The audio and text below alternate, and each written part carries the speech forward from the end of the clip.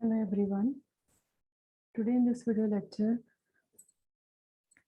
I am going to discuss some examples, some basic results based on the order of an element of a group.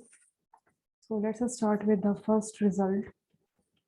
Show that if G is a group, then A belongs to G is an idempotent if and only if A is equals to E, where E is the identity element of the group.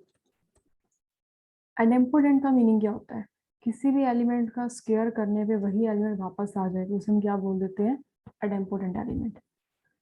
तो if and only if है, both ways इसका proof करना पड़ेगा। तो पहले हम मान के चलते हैं कि ए एलिमेंट क्या है? आइडेम्पोटेंट है, मतलब ए स्क्वायर जो है वो ए के इक्वल है। फिर प्रूफ क्या करना है हमने कि जो ए है वो ई के इक्वल होएगा। ठीक है, ए एलिमेंट ग्रुप का एलिमेंट है। ए स्क्वायर का मीनिंग क्या होता है? ए इंटू ए, राइट साइड पे ए लिखा हुआ है एज इट इज, इसे हम लिख सकते हैं ए इंटू ई। तो इसके बाद हम लेफ्ट कैंसिलेशन लॉ यूज करेंगे, so what we get, A is equals to E. Proof is done here. Now converse part. Converse में हमें गिवन है कि जो ए है वो ई के इक्वल है। प्रूफ करना है कि ए क्या होएगा? आइडेम्पोटेंट होएगा, मतलब ए स्क्वायर ए के इक्वल होएगा। अब दोनों साइड पे हम क्या करते हैं? ए के साथ मल्टीप्लाई करवा देते हैं, प्री मल्टीप्लाई। सो ए इंटू ए स्क्वायर बन गया। ए को ई के साथ मल्टीप्लाई किया तो ए ही आने वाला है, यानी कि ए क्या प्रूफ हो गया? फिर यहाँ पे आइडेम्पोटेंट एलिमेंट हो गया। तो नेक्स्ट रिजल्ट है हमारे पास, ऐसा ही एक रिजल्ट और भी है जो इम्पोर्टेंट है। Show that a group in which every element is its own inverse is an abelian group. इस थ्योरम में, इस रिजल्ट में हमने क्या प्रूफ करना है कि ऐसा कोई ग्रुप जिसमें हर एक एलिमेंट अपना खुद का ही इनवर्स है, तो वो ग्रुप क्या होएगा? abelian होएगा। मतलब अगर आपने ए एलिमेंट ले लिया उस ग्रुप में तो उसका इनवर्स उसी के इक्वल होएगा। बी एलिमेंट ले लिया तो उसका इनवर्स भी बी में बी के इक्वल है। मतलब ग्रुप के सभी एलिमेंट्स का इनवर्स खुद के ही इक्वल है। ऐसा आपको कोई ग्रुप गिवन है, वो ग्रुप क्या होएगा? abelian होएगा। देखो इसी को हम ऐसे भी लिख सकते हैं कि अगर मेरे पास ए इनवर्स ए के इक्वल है तो मैं दोनों साइड ए के साथ प्री मल्टीप्लाई करवाऊंगी, तो मेरे पास क्या बनेगा? A raise to power 0 is equals to a square, मतलब ई ए स्क्वायर ई के इक्वल आ गया। मतलब किसी भी एलिमेंट का आपने स्क्वायर किया तो आंसर ई के इक्वल बन रहा है, तो ऐसा ग्रुप भी क्या होएगा? abelian होएगा। मतलब हर एक एलिमेंट का ऑर्डर 2 है एक्सेप्ट द आइडेंटिटी एलिमेंट, तो वैसा ग्रुप भी क्या होएगा? abelian होएगा। ऐसे हमने यहाँ पे प्रूफ करना है। तो abelian के लिए हम लोगों ने क्या प्रूफ करना है कि ए बी जो है वो बी ए के इक्वल होएगा, ये प्रूफ करना है। मैंने ए और बी जी सेट के कोई एलिमेंट्स ले लिए। जी सेट के एलिमेंट्स हैं तो उनका स्क्वायर करेंगे तो ई आएगा। ऐसे ही बी का स्क्वायर किया तो ई आ गया, और ए इनवर्स किया तो ए आ गया, और बी इनवर्स किया तो बी आ गया, सेम रिजल्ट से। अब ए और बी जी सेट के एलिमेंट्स हैं, जी हमें ग्रुप गिवन है तो इन दोनों को मैं क्लोजर प्रॉपर्टी अप्लाई करूंगी तो ए बी भी जी में जाएगा। मतलब ए बी का स्क्वायर करेंगे उसका आंसर भी ई आना चाहिए। ठीक है, मतलब फिर ए बी का जो इनवर्स है वो उसी के इक्वल होएगा। अब ए बी का इनवर्स तो मुझे पता है, रिवर्सल लॉ यूज करेंगे कि वो बी इनवर्स ए इनवर्स के इक्वल है। यहाँ पे इसका इनवर्स ए बी के इक्वल है, मतलब फिर बी इनवर्स और ए इनवर्स आपस में इक्वल हो जाएंगे। बी इनवर्स की वैल्यू कितनी है? बी। ए इनवर्स की वैल्यू कितनी है? A. So b a is equals to a b हो गया। So this means that the group is abelian। ठीक है, सो बहुत इंपॉर्टेंट रिजल्ट है कि अगर किसी भी ग्रुप में हर एक एलिमेंट का ऑर्डर 2 है एक्सेप्ट द आइडेंटिटी एलिमेंट, तो ग्रुप क्या होएगा? abelian होएगा। So there is an important theorem. If A and B, any two elements of a group G such that AB is equals to BA and order of A और order of B का जो GCD है वो 1 है, then prove that जो order of AB है वो कितना होएगा? order of A into order of B होएगा। Yes. इस थ्योरम में हमारे पास स्टेटमेंट क्या गिवन है कि A और B G ग्रुप के कोई भी दो एलिमेंट्स हैं। कैसे एलिमेंट हैं? जो आपस में कम्यूट करते हैं कि ए बी की वैल्यू बी ए की इक्वल है। मोर ओवर उनका मैंने ऑर्डर निकाल लिया, उनका जीसीडी 1 आ रहा है, तो हमने प्रूव करना है कि order of A B solve करो, चाहे ऑर्डर ऑफ ए और ऑर्डर ऑफ बी को मल्टीप्लाई कर दो, दोनों का आंसर क्या होएगा, सेम होएगा। इस थ्योरम में हमने ये चीज प्रूव करनी है। ऑर्डर ऑफ ए को हम क्या करते हैं, लेट कर लेते हैं, अभी m है। ऑर्डर ऑफ बी को मैंने लेट कर लिया, n है। दोनों का जीसीडी 1 है, यहाँ पे वैल्यूज पुट कर दे तो m और n का जीसीडी कितना हो गया, फिर 1 हो गया। ऑर्डर ऑफ ए बी मैंने लेट कर लिया, भी k है। जितने भी एलिमेंट्स का ऑर्डर है वो सभी लेट कर लिए मैंने, मान लिया मैंने k है। तो मैं यहाँ पे वैल्यू पुट करूंगी तो k की वैल्यू mn के इक्वल होएगी। मैंने ऐसा प्रूफ करना है, यहाँ पे k की वैल्यू क्या होएगी, mn के इक्वल होएगी। प्रूफ स्टार्ट करते हैं इसका। तो सबसे पहले मुझे पता है कि ए बी का ऑर्डर कितना है, k है। ए बी की पावर k रेज करने पे आंसर क्या मिलेगा आपको, e मिलने वाला है, ठीक है। तो अगर मैं ए बी की पावर n के रेज करूं, इसे सॉल्व करने पे आंसर कितना आएगा मेरे पास, यहाँ पे ए बी के पावर n के रेज करने पे।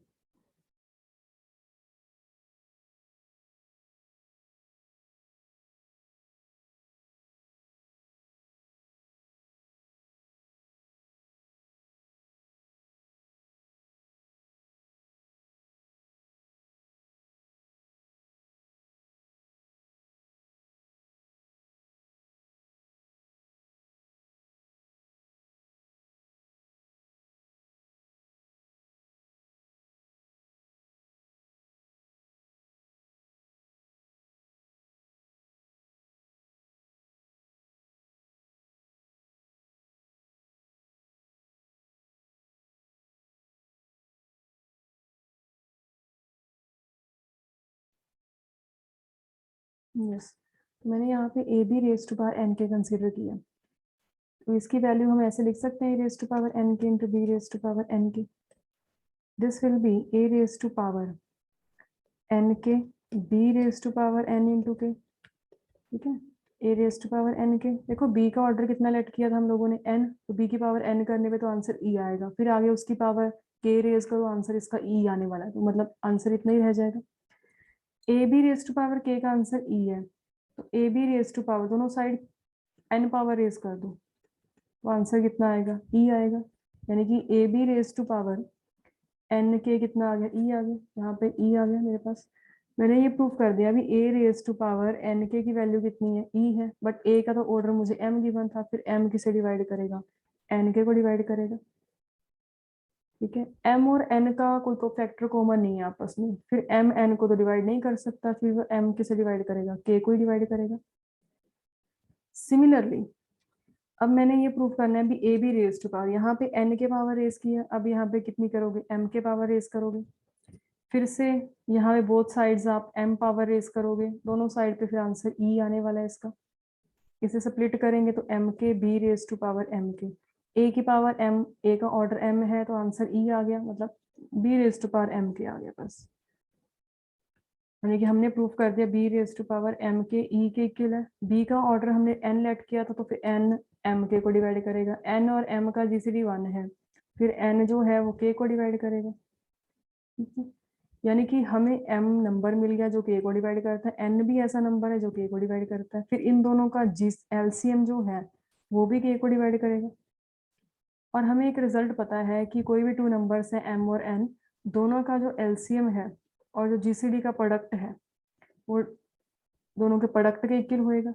जीसीडी दोनों का 1 गिवन है क्वेश्चन में, तो एलसीएम की वैल्यू कितनी आ गई, फिर प्रोडक्ट के इक्वल आ गई। अब एलसीएम के प्लेस पे प्रोडक्ट लिख दूं, mn जो है वो k को डिवाइड करता है, ठीक है। नेक्स्ट अब हम लोगों ने ये प्रूव करना है कि k mn को डिवाइड करता है। रीजन क्या है, देखो हमने ये प्रूव करना था कि ए बी का ऑर्डर कितना लेट किया था हमने, k, ऑर्डर ऑफ ए कितना लेट किया, m, ऑर्डर ऑफ बी कितना लेट किया, n, मतलब दोनों को इक्वल प्रूफ कराना है। तो उसके लिए मैंने एक बार तो ये प्रूफ करना है कि mn k को डिवाइड करता है, वो हम लोगों ने प्रूफ कर दिया यहाँ पे। अब मैंने प्रूफ करना है k जो है वो mn को डिवाइड करता है। k मेरे पास ए बी का ऑर्डर है, मतलब ए बी की पावर, मैंने ये प्रूफ करना है कि mn करने पे आंसर क्या आएगा, e आएगा। फिर वो रिजल्ट अप्लाई कर देंगे हम लोग, जो इम्पोर्टेंट रिजल्ट था ऑर्डर के ऊपर बेस्ड, फिर उससे ये चीज प्रूफ हो जाएगी। चलो करते हैं इसका proof. A b raise to power m n, split करके लिख दें a raise to power m n b raise to power m n. देखो ए का ऑर्डर कितना है m, तो इसका आंसर ई आ गया। b का ऑर्डर n है, ठीक है, तो इसका भी आंसर ई आएगा। तो कुल मिला के a b raise to power m n का आंसर कितना आ गया, ई आ गया। But order of A b तो k था, यानी कि फिर k जो है वो एम एन को डिवाइड करेगा। सो दोनों को कंबाइन करके हमारे पास क्या आ गया, k की वैल्यू एम एन के इक्वल है, मतलब ऑर्डर ऑफ ए बी कितना है, order of a into order of b के इक्वल है, ठीक है। So theorem is proved here.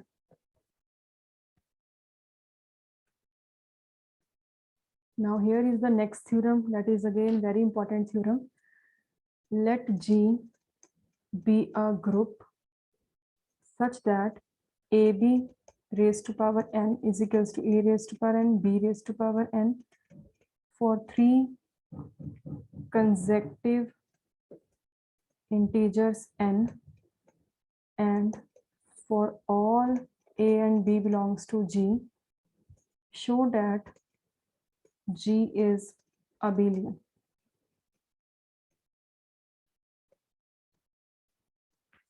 इस थ्योरम में हमें गिवन है कि G कोई ग्रुप है और A और B उसके कोई दो एलिमेंट्स मैंने लेट कर लिए। सभी एलिमेंट्स के लिए इनफैक्ट ये प्रॉपर्टी होल्ड कर रही है कि किसी भी एलिमेंट को मल्टीप्लाई किया, दो एलिमेंट्स को, फिर उस पूरे की होल पावर n ले ली, तो इंडिविजुअली पावर आप n लिख सकते हो।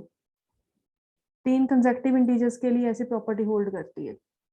देखो वैसे ग्रुप में ये ऐसे नहीं होता कि ए बी स्क्वायर सॉल्व किया तो वो ए स्क्वायर बी स्क्वायर होगा, ऐसा नहीं होता अनटिल एंड अनलेस कि आपको ग्रुप जो है वो अबिलियन आ गया। रीजन क्या है, ए बी स्क्वायर का मतलब क्या होगा कि ए बी को आपने 2 बार मल्टीप्लाई किया, ए स्क्वायर मतलब a into a, b square b into b. Left cancellation law लगाओगे तो b into a b into b के इक्वल आ गया। राइट कैंसिलेशन लगाओ, लॉ अप्लाई करेंगे तो बी ए की वैल्यू कितनी आ गई, ए बी के इक्वल आ गई। मतलब अगर बी ए बी के इक्वल है तब ये होल्ड करेगा, ठीक है, मतलब ग्रुप अबिलियन होना चाहिए फिर ये कंडीशन होल्ड करे। अब इसका हमने यहाँ पे प्रूफ करना है। सो रिमेंबर दिस रिजल्ट, किसी भी ग्रुप में एलिमेंट्स को फ्लिप करके नहीं लिख सकते हम, ठीक है। तो हमें ये गिवन है कि ये 3 जो है वो कंसेक्टिव इंटीजर्स के लिए रिजल्ट होल्ड करता है। मतलब मैं सपोज करके चल रही हूँ कि n n+1 n+2 के लिए ये रिजल्ट होल्ड करता है। तो n को मैं पहले n पुट कर देती हूँ, तो a b raise to power n is equals to a raise to power n b raise to power n, this is first equation. अब मैं n को n+1 पुट कर देती हूँ तो भी रिजल्ट होल्ड करेगा। सपोज सेकेंड इक्वेशन है, n की प्लेस पे n+2 पुट कर दिया, उसके लिए भी रिजल्ट होल्ड करता है, क्योंकि 3 कंसेक्टिव इंटीजर्स के लिए रिजल्ट होल्ड कर रहा है ना। मेरे पास 3 इक्वेशंस आ गई। अब मैंने प्रूफ करना है कि ग्रुप अबिलियन है, मतलब ए बी की वैल्यू मैंने क्या प्रूफ करनी है, बी ए के इक्वल होगी, ठीक है। तो हम इसका प्रूफ स्टार्ट करते हैं। थर्ड इक्वेशन से मैं स्टार्ट करूंगी सॉल्व करना। थर्ड इक्वेशन में इसकी पावर n+2 गिवन है ना, इसे स्प्लिट कर लो n+1 में और 1 पावर में, कर लिया स्प्लिट, तो हमारे पास ये आ गया। अब n+1 की वैल्यू इक्वेशन नंबर 2 में गिवन है, यहाँ पे पुट कर दी इसकी value, a b a raise to power n+1 b raise to power n+1 is equals to a raise to power n+2, इसे भी स्प्लिट कर लो n+1 और 1 पावर में। Similarly b into b raise to power n+1। अब लगा दो यहाँ पे लेफ्ट कैंसिलेशन लॉ, ए दोनों साइड पे नजर आ रहा है सभी को, लेफ्ट कैंसिलेशन लॉ लगाएंगे तो b into a raise to power n+1 b raise to power n+1 is equals to a raise to power n तो b raise to power n+1 इतना आ जाएगा। अब हमने लेफ्ट कैंसिलेशन लॉ से ये result निकाल लिया। अब राइट साइड पे ये नंबर कॉमन नजर आ रहा है, फिर राइट कैंसिलेशन लॉ अप्लाई कर दो। राइट कैंसिलेशन लॉ से रिजल्ट आएगा b a raise to power n+1 is equals to a raise to power n+1 into b. अब इसके बाद कुछ कैंसिल नहीं होने वाला, ना तो लेफ्ट साइड से कैंसिल हो रहा है ना राइट साइड से, बस इसको यहीं पे छोड़ देते हैं। फिर इक्वेशन नंबर 4 होगी। थर्ड इक्वेशन से सॉल्व करना स्टार्ट किया, सेकेंड इक्वेशन भी यूज कर ली उसने, फोर्थ इक्वेशन बना दी। अब सेकेंड इक्वेशन को सॉल्व करना स्टार्ट करेंगे। सेकेंड इक्वेशन से हमारे पास है a b raise to power n+1 is equals to a raise to power n+1 b raise to power n+1। Again इसे स्प्लिट कर लेंगे n पावर में और 1 पावर में, ये स्प्लिट कर दिया। अब इसमें फर्स्ट वाली इक्वेशन यूज करेंगे, a b as it is, इसका आंसर कितना आएगा, a raise to power n b raise to power n, first equation से। अगेन इसे स्प्लिट कर लिया हमने, and b into b raise to power n। फिर हमें यहाँ पे लेफ्ट साइड पे a कॉमन नजर आ रहा है, तो इतने क्वेश्चन में हमने लेफ्ट कैंसिलेशन अप्लाई कर दिया। So what we get, b into a raise to power n into b raised to power n will be equals to a raised to power n b into b raised to power n। फिर associative property से ये आ जाएगा हमारे पास, right पे b raised to power n common नजर आ रहा है, तो ये इक्वेशन होगी मेरे पास। इसके बाद आगे कुछ कैंसिल कर सकते हैं यहाँ पे, नहीं आगे कुछ कैंसिल नहीं होगा, इतना ही रहेगा, ना तो लेफ्ट से कैंसिल हो रहा है ना राइट से कैंसिल हो रहा है। अब मैंने इसमें ना फोर्थ इक्वेशन यूज करनी है, ये जो मेरे पास फोर्थ इक्वेशन थी, फोर्थ इक्वेशन की स्टेटमेंट में यहाँ पे लिख देती हूँ दोबारा कि b into a raise to power n plus one is equals to a raise to power n plus one into b. इस इक्वेशन को मैंने यूज करना है। तो इसमें और इसमें क्या फर्क है, a raise to power n plus one है, यहाँ पे a raise to power n है, तो क्या करें, पोस्ट मल्टीप्लाई करवा दें ए के साथ दोनों साइड। तो ए के साथ मैंने पोस्ट मल्टीप्लाई करवा दिया। अब फिर से एसोसिएटिव प्रॉपर्टी यूज करेंगे,